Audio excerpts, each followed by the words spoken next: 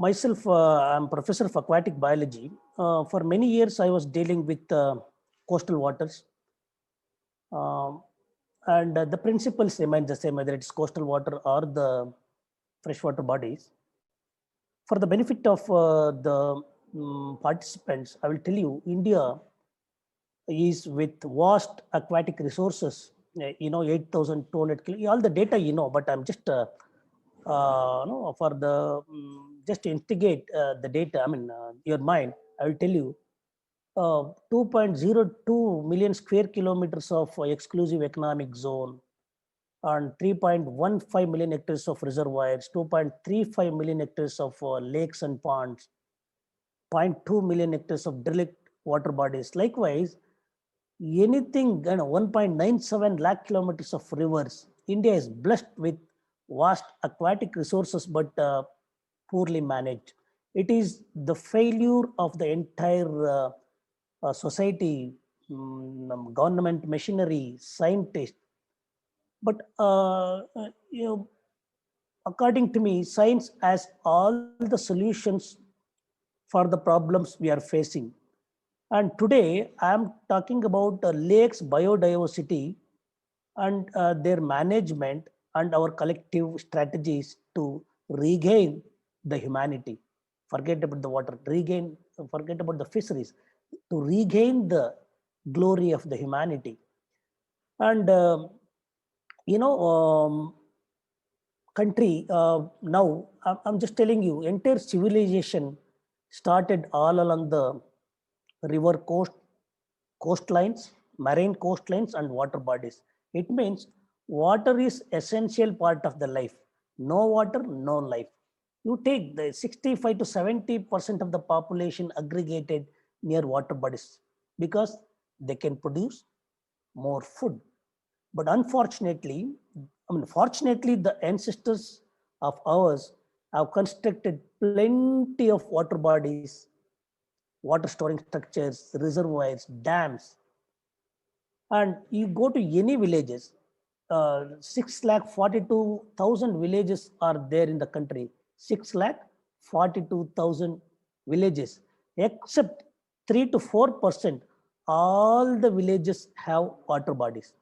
So people have realized, they know the importance of water bodies, but over the past 50 to 60 years, people started doing the modernizing the agriculture. Due to mismanagement and other so many other anthropogenic activities, there are no lakes. On the records you find the lakes, but they're not there. They have changed their shape, volume, structure, number. So this is in my first slide. You see what is 100 hectares lake, Hebbal Lake. I see 90% of it's filled with water hyacinth. Okay, there's something problem with the PowerPoint. I see only the pictures. Anyway, I don't have to glorify the importance of reservoirs. We all know. Now we need to know how to manage them, sustain them for the benefit of the humanity. So to manage, engineers have joined together. You go to Karnataka, any irrigation department, 99% of the posts are filled with engineers. Accounts people are there, mathematicians are there, clerical posts are there, but none of the departments have biologists. It is so unfortunate. So now NGOs and such other organizations have realized our mistakes and trying to bring and connect the people for better reasons. So now I see 30 to 40 people in this group. In order to understand the water bodies, it is not just engineering part. Engineering, anybody can understand, everybody can understand volume, depth, area. But if you don't understand a lake from the biological perspective, in fact, lake is a biological entity. It is not a dead entity, physical entity. It's a biological entity. Soil is a biological entity. If you believe that lake is biological entity, you have to understand community ecology first, not the population ecology. First, we know the biosphere, atmosphere. You have to understand the community ecology. After understanding the community ecology, you have to understand population ecology. When I'm saying this, it is not necessary just because I'm from the fisheries background.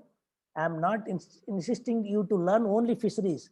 Community ecology means including the human beings to the from small fungus yeast E. coli. This is the community ecology you have to understand. Population ecology. If you want to restructure the population of one particular species, you are interested with, yes, you have to understand population ecology. Habitat ecology. This is the most misunderstood concept, habitat ecology and behavior ecology. Without doing research, science as the answer, science as the science will give you pave way to understand behavior ecology. I will give you one classic example. If you know an angel fish, one of the ornamental fishes which you see in the aquariums, it is laterally compressed marble colored fish with elongated fins, vertically elongated fins. By seeing only angel fish, so many things without doing trials, experiments, you can understand. Angel fish is laterally compressed. It means it lives in flowing water so that it can slit through the water body and move. It means it lives in flowing waters. And mouth is superior. Its mouth is superior. It means it's a surface feeder. And stomach is very small. You just see the pomfret fish or the angel fish. Stomach is very small. It means it is carnivorous in nature. It needs more of animal protein in its diet. And you see the dark and light bands on its body. It means it is from the vegetative area. It is the nature strategy so that the fish, angel fish, go into the submerged aquatic weeds and mislead the predator. And all these ornamental fishes are from the upstreams. Upstreams means acidic waters. Upstreams means low temperature. Upstream means more oxygen. So all these things only by seeing one angel fish you can understand. Likewise, if you take out the life forms from the aquatic system of lake, you have to understand so many things, and accordingly we have to recreate their habitat. Without understanding that, we are trying to rejuvenate the lakes. So this is what we need to learn from the biological, the biodiversity point of view. Then physiological ecology. See, things are changing. Temperatures are changing. Climate regimes are changing. Believe me, immediately after the recent floods in Coorg and Kerala, it flooded, right? After flooding, you must see water everywhere. But unfortunately, immediately after the floods, there was a severe famine, drought condition. This is because the climatic regime is changing. The maximum and minimum temperature of a given place is changing. Take a Bangalore, for example. Earlier, the maximum temperature was 32, minimum was 18. Now, the gradient is increased. Now it is 14. Minimum is 12 to 14. Maximum is 39 to 40. Because of this change in the gradient, soil moisture is evaporating. Plant population is changing, plankton population is changing, zooplankton population is changing. This change in regime will change the yields of grains. I'm talking in the agrarian situation by 25 to 30%. People, these slow changes are not noticed. And finally, after understanding all this, you need to understand restoration ecology. This is the new ecology where throughout the globe, people are trying to understand restoration from the ecological perspective. So reservoir or lakes productivity, reservoir or lake, I consider them as one unit because the principles and management strategies remain the same. So you need to understand geography, the basic parent material of the lake, climate, topography, physiographic parameters, edaphic parameters. Everybody is talking about the lake, but you have not understood the catchment and the Achkat. And even in the catchment, people have noticed only the Rajakalways. But the what the Rajakalways were connected with umpteen number of waterways. If you don't know how to understand the catchment in terms of waterways under the Rajakalways, where do you get the water? That is why yesterday in Rajarajeshwari, RR Nagar and so many other places, even for 50 rainfall, the entire city was flooded because people have not understood the natural contours, waterways. So water doesn't discriminate. Wherever water is flowing, they were the natural waterways of the lakes.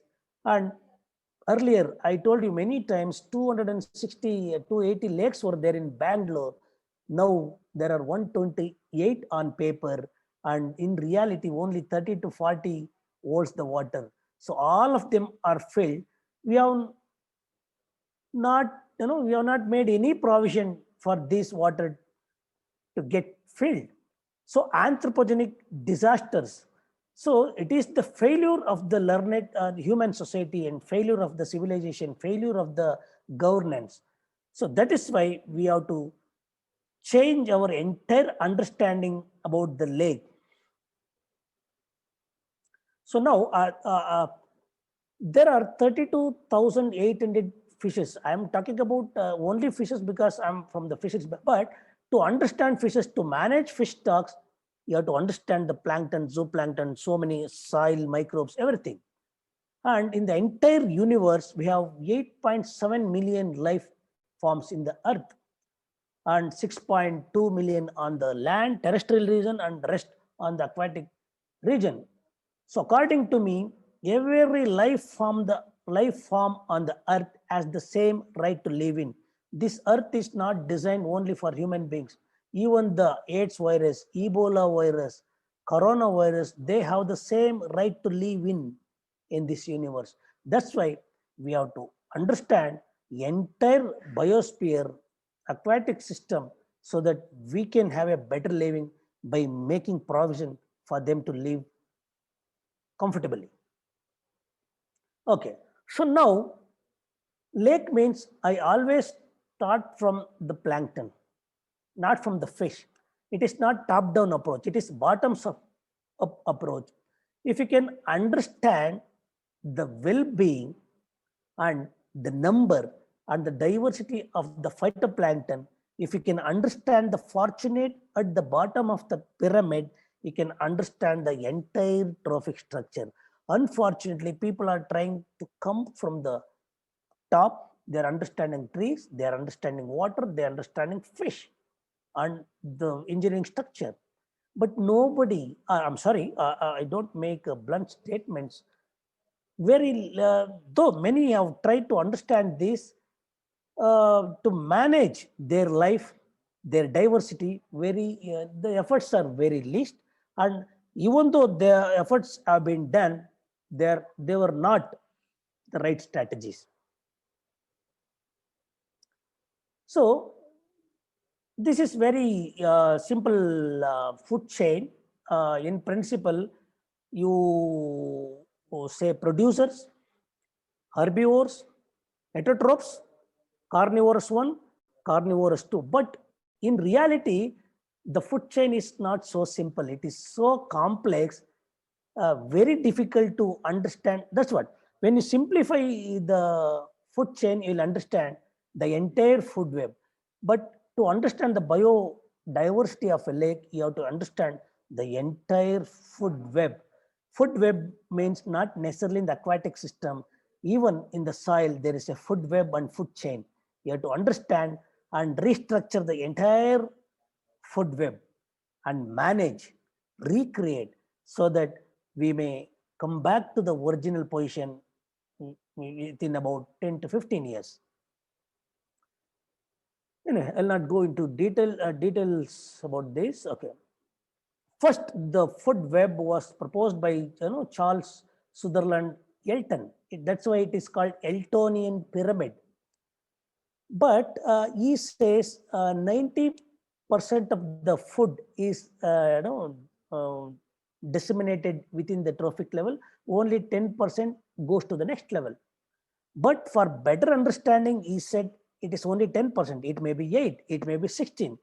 If you can understand, the total energy production in each trophic level, you can alter them, you can harvest more, you can allow, you can moderate, you can change the trophic structure so that it can transfer more energy to the next level, so that at trophic level 4 or 5, you get more production, that is in terms of fish or any other terrestrial plants. So that's why you need to understand the basic food chain, food web, and the entire trophic level and the total energy production in each trophic level and strategy to alter them. This is what normally 4 trophic levels will be there in pond ecosystem.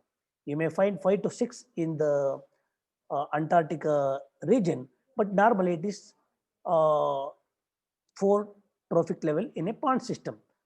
Shorter the food chain, you get more yield. If you want to augment the fish production in the lake, you need to shorter the food chain. Longer the food chain, the final end product will be less, because only 10% goes to the next level.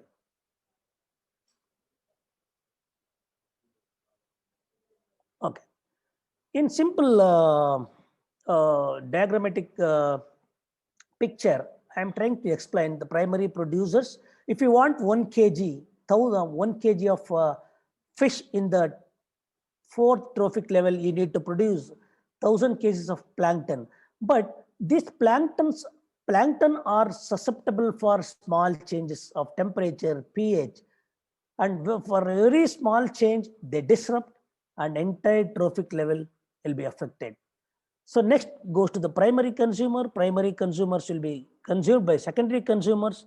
So you have to understand all trophic levels, so that, and you have to maintain the health of all trophic level well.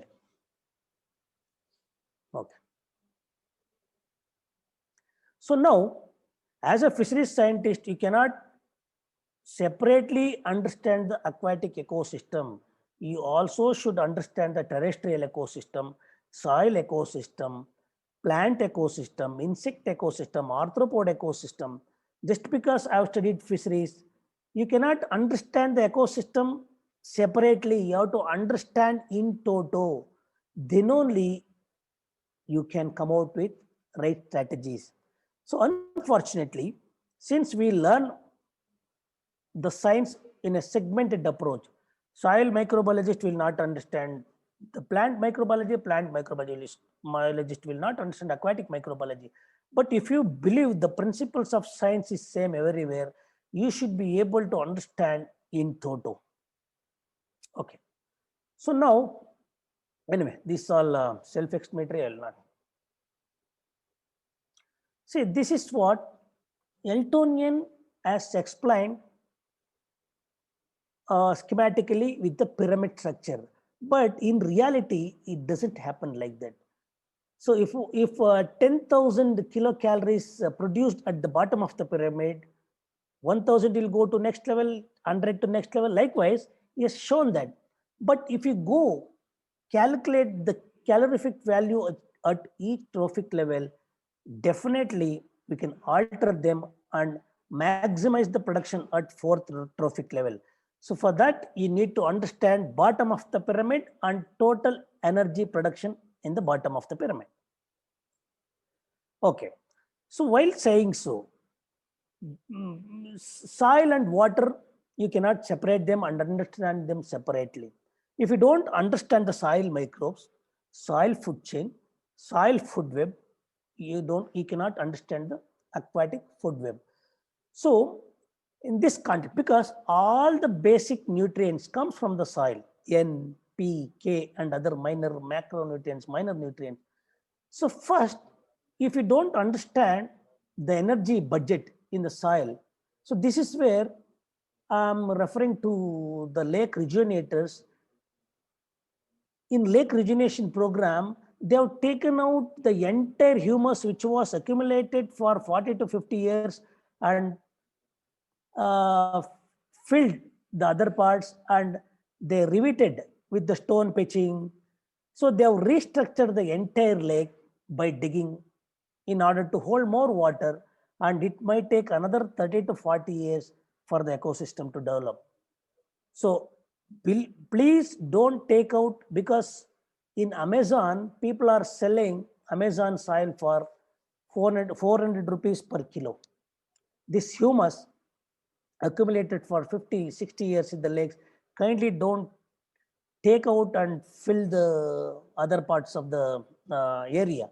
Please retain it somewhere after restructuring the entire geography, lake morphology. Use the same soil for the bottom or the littoral area, so that we can shorten the period of ecosystem rejuvenation.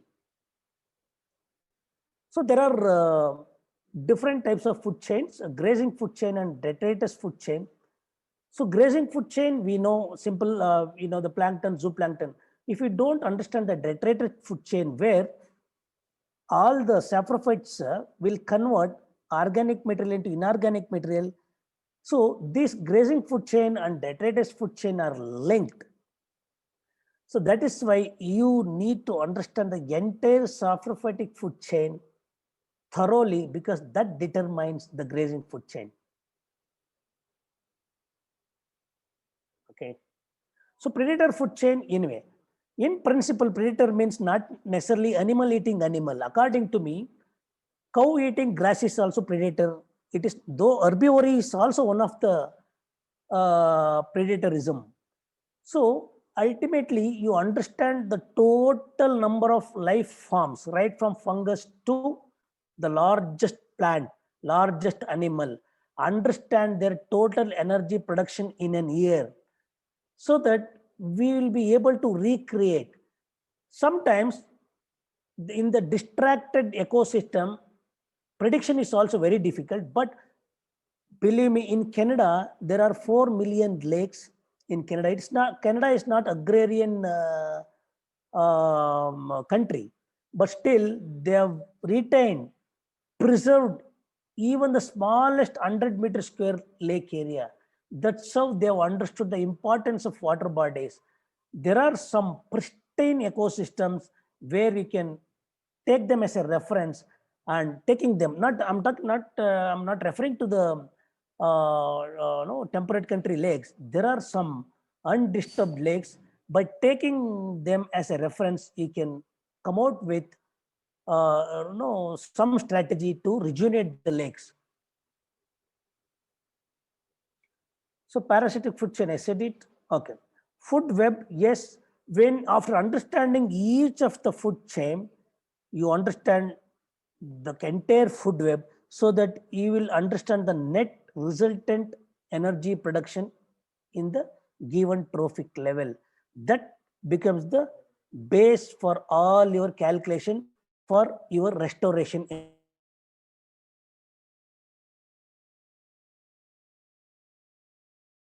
Or destroyed, everything is recycles. That's why we say the quantum of universe is constant. So even in the pond ecosystem, whatever that, unless you harvest some of the energy, hypothetically I say, energy only recycles in a pond ecosystem.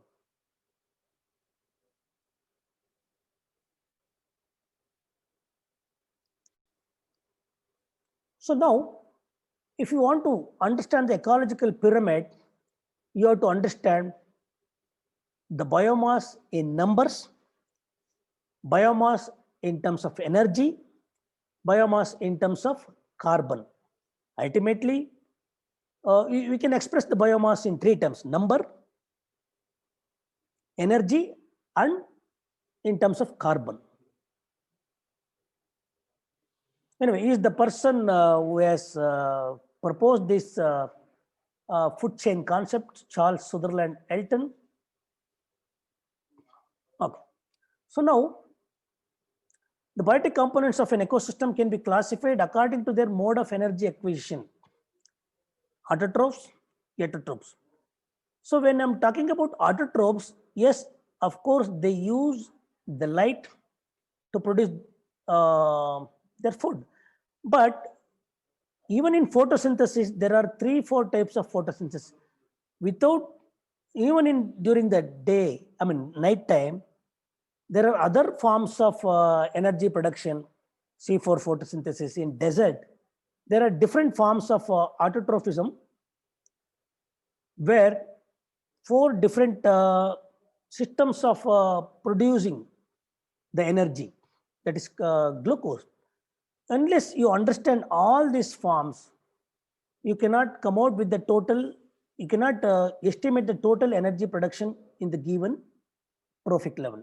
So that's why our more focus must go on the autotrophs, their energy deriving strategy, and the kilocalories per day per annum, and their diurnal changes within a day, seasonal fluctuation. When you plot all this in a logarithmic mode, if in when you have all this in a digitized mode, precisely you can come out with the predictive models and come out with the management strategies.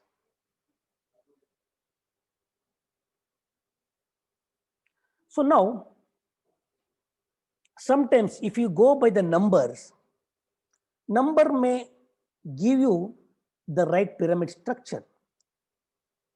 So that's why I always say you have to calculate all the 3 parameters. One is number, energy, and the carbon. If you take only one parameter, we may conclude wrongly. The number may look good. If you go by the number, the pyramid may look the balanced. But if you go by the energy, though it looks like imbalanced, but it will be, in terms of energy, it will be balanced. So that's why both number and energy we have to calculate in order to understand the well-being of the ecosystem. So this is how you have to calculate all the 3 parameters and then come out, come to the conclusion.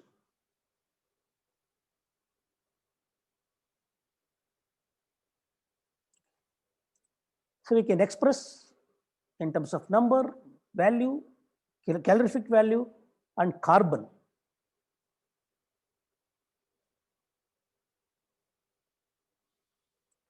Sometimes, if you go by only the number, it looks like inverted or the disrupted ecosystem, but it is not so. I said it already. You have to represent, I mean, come out with the energy production in the each trophic level. Then only you have to understand the pyramid stability. So in reality, in ecosystem, the food web will be like this. But definitely, if you know food and feeding habit of each of the plankton, fish, plant, whatever it is, definitely we can simulate this food web very precisely and systematically.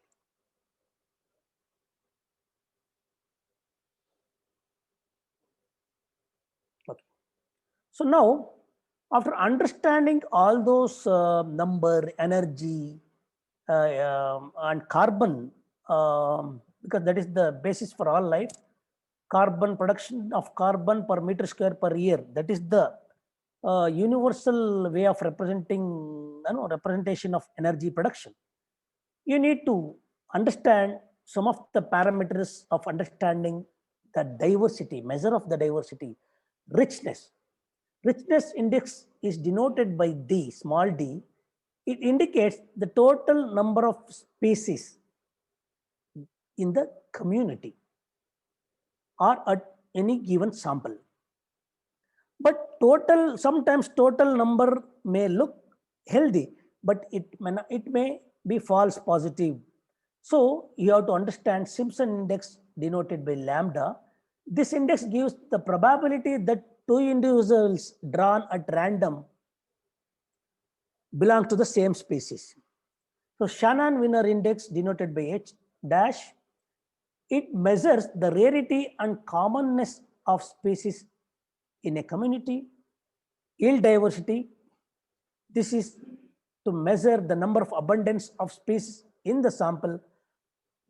Likewise, there are so many other diversity indicators. Unless we study this, we cannot have the rejuvenation strategy.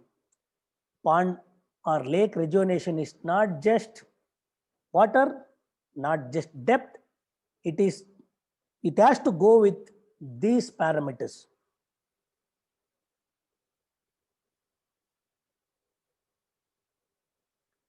So now, threat to the biodiversity, anthropogenic activity is the deadliest. So many other activities, intentional, unintentional. We have introduced the exotic fish species like tilapia, African catfish, exotic plant species like mahogany, acacia, and the exotic, last class also I said exotic means not necessarily beyond the political boundary. We have introduced the carps, Indian carps, Indian major carps from Ganga and Brahmaputra. In fact, the Indian major carps to peninsular India is also exotic. Exotic means beyond their natural distribution. Beyond their natural distribution. So Katla and Rohu, Mrigal, these Indian major carps are from Ganga and Brahmaputra. They were introduced to all our water bodies, but they don't eat our fishes, but they eat away our food of our fishes. So because of this, many disease outbreak and many of the lakes due to the mismanagement of the reservoirs, because many of the lakes are connected with the reservoirs, and stoppage of water from the KRS reservoir dried up many lakes. Many lakes were dried up, and due to siltation, continuous siltation, due to blocking of waterways and rajakalways, the water source stopped, and many lakes dried up, silted up, weeded up. So now, though we say in Karnataka, there are 5,000 plus major tanks, 82 number reservoirs, and 19,000 plus small lakes, and 32,000 non-conventional water bodies. 60% of them don't have the water entire year.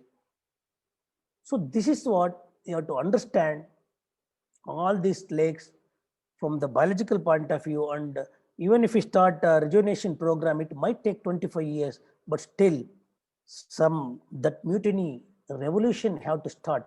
And many people are doing wonderful work. And yes, it has to be intensified. And pollution, industrial pollution, domestic sewage, all these, they're inevitable part of our civilization, but still science has the solution to manage these water bodies. Okay, this picture somehow in the PowerPoint mode is not depicting. Okay, so now after carefully studying this lake diversity, we have to classify the fish, plants, plankton in this classification: endangered, data deficit, low risk, least concern, vulnerable, all this. We have to classify and try to recreate what was there earlier. Definitely, it is not too late to be optimistic. We can recreate. I'll reinstate this statement. It is not too late to be optimistic. We can recreate these lakes because nothing is extinct. They are there somewhere. We can breed them in captivity. We can ranch them. And money is not a big deal. And for breeding and propagation, it doesn't require much money, but we need concerted effort to rejuvenate the lakes. And some of the lakes we studied about some of the fish species. Likewise, we have studied many of the lentic and lotic water bodies and categorized them based on the biodiversity indicators set by the IUCN.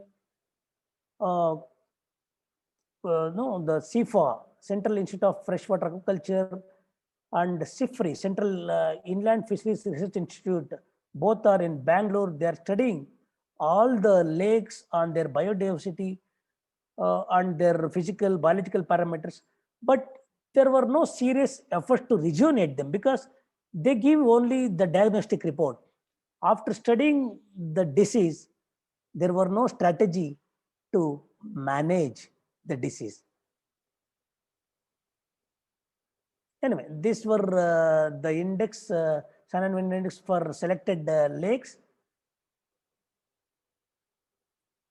in winter rain. In seasonal variation of these chemical parameters were studied, documented.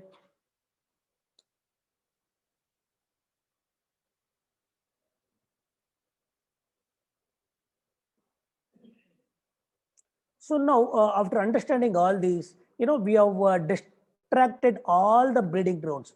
Marl, catfishes, Indian catfishes like Tarius petracus and another Wompak bimaculatus, they were all freshwater fishes of peninsular India. But now, because of the drying of lakes, their breeding grounds are gone, destroyed permanently.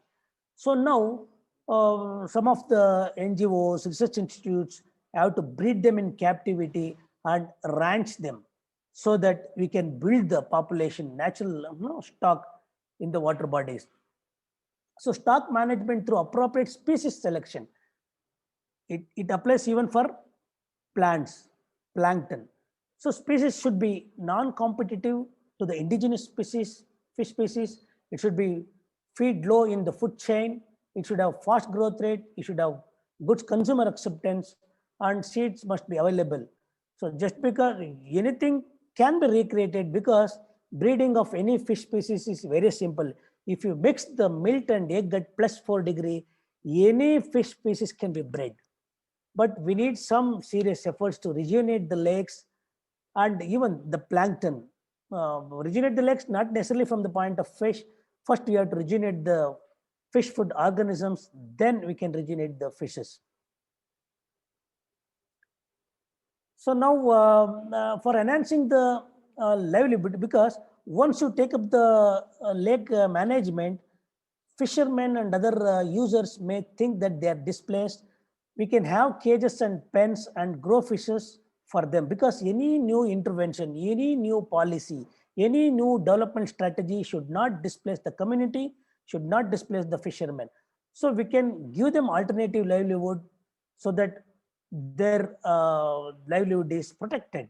And the introduction of new management options from the holistic approach, not only from the water irrigation point of view, not only from the management pollution point of view, from the holistic strategic approach should be in place, and we can regulate the mesh size, capacity, the quota system can be fixed.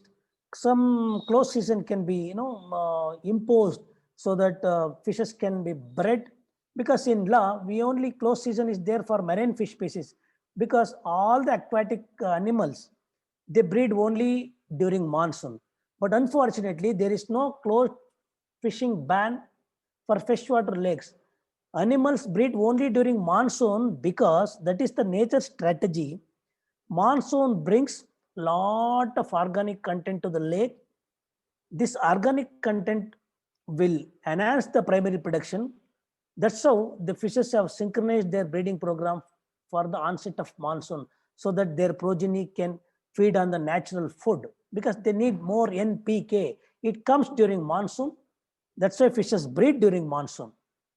Even fishing bans should be imposed for freshwater fishes. Ban of destructive fishing practices like dynamiting, other wanton fishing methods. Yes. So some of the reservoirs have been studied by SIFRI, SIFA. They have documented, data are available. So finally, no, it's like a collage in 30, 40 minutes. I'm trying to give you overview of the biological biodiversity point of view, understanding the lakes. And later, I'll give you the written part of this guest lecture so that you can understand more. So the ichthyofaunal diversity of the tank consists of native species, ecosystem, cultivable, ornamental, and other rare species have to be understood. Unplanned and unscientific approach in management has resulted for the devastation of lakes. Habitat loss and environmental degradation has seriously affected the fish fauna and biodiversity. Conservation of fish diversity assumes topmost priority under changing circumstances of gradual habitat degradation, requires an immediate remedial action towards conservation of vulnerable fish resources in the sustainable manner by implementing right management strategies. So I was little